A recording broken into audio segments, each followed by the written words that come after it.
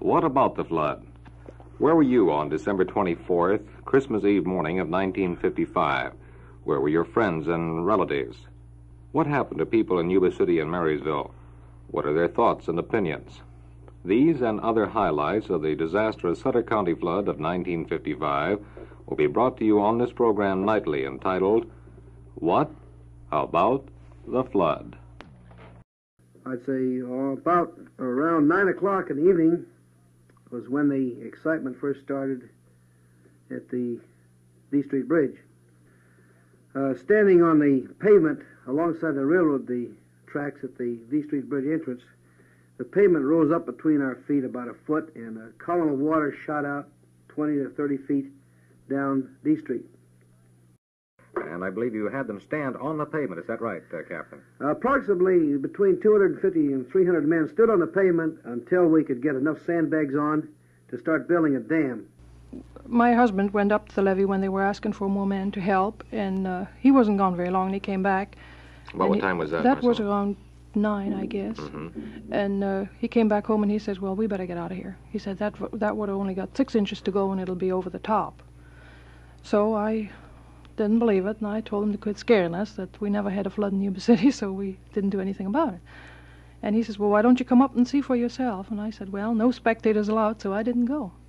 All of a sudden, we heard the roar of the water to the back of us and to the north, and we felt something was wrong. We didn't know what it was because we'd never been in a break before. And he had his father just about up on one side, and I was trying to climb up on the other side, when the people's car was sitting in the driveway, got pushed through the garage, door and all, and that made a terrific suction, and this workbench flipped over, and Dad and I were gone. We just tumbled and tumbled and tumbled, and I came up on Woodbridge. I saw this little oak tree, and I thought, well, that's for me. I headed for the tree and climbed out of the water, and I didn't think anybody was around there, anybody was alive. Bill said, Walt, I can't quite make it. And I said, Bill, you've got to go. We've got to make this tree.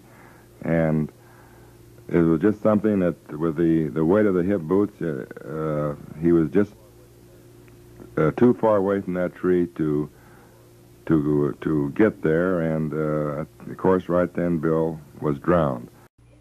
I thought it was the end. I thought, well, is this really the end? I kept tumbling and tumbling. I couldn't get on my feet. I couldn't get up.